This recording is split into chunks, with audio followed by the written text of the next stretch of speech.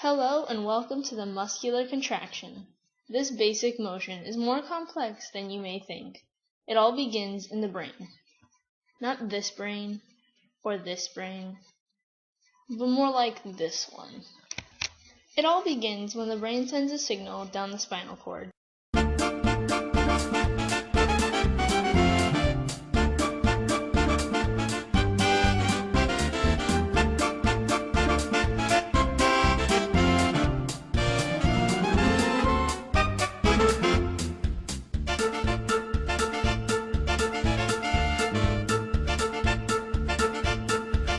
Alright, we've reached the axon terminal. This area is where the brain impulse passes over the terminal and indirectly passes through the nervous tissue to the muscular tissue. When the impulse passes over the axon terminal, the synaptic vesicles will release their acetylcholine via exocytosis into the synaptic cleft. From the synaptic cleft, the ACH molecules will bind with the ACH receptors. This in turn will cause a muscle impulse. Meaning that the sarcolemma will be like, "What? Binding? ACH, why are you touching me?"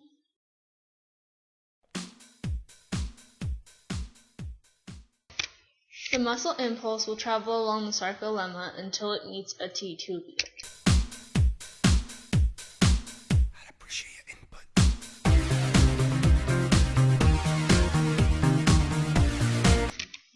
We've reached the T-tubule, and the impulse keeps going!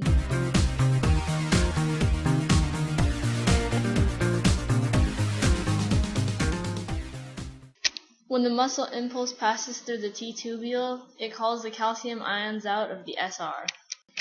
The impulse says to the calcium ions, "Hey, wanna go wiggle with me? I heard there's this crazy party down at the sarcomere." The calcium ions answer with a yes, and they leave the SR by way of diffusion. We all love analogies. I know you do, Pollock.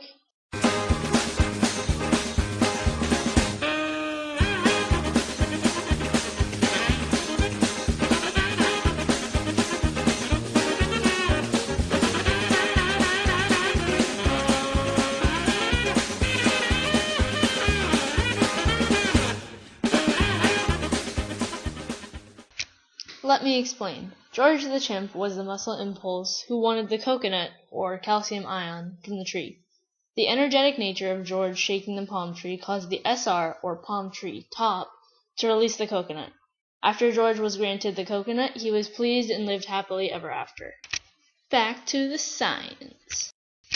Alright, we made it to the party at the sarcomere. As soon as the calcium ions arrive, the whole shebang blows up. The calcium ions ask the troponin molecules to bind. Things are getting serious.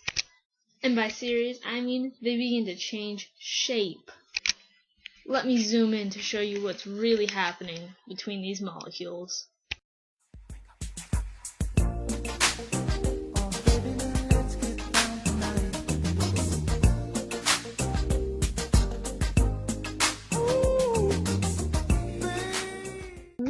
That was pretty heated, even a little foul. The troponin pulled on the tropomyosin, revealing its binding site. In an effort to be a gentleman, the myosin binds to the exposed tropomyosin, forming a cross bridge. These cross bridges move the actin to the center of the sarcomere. This effort releases ADP from the myosin heads. When ATP shows up, it binds to the myosin heads and forces them to release the actin, allowing the sarcomere to return to the original position.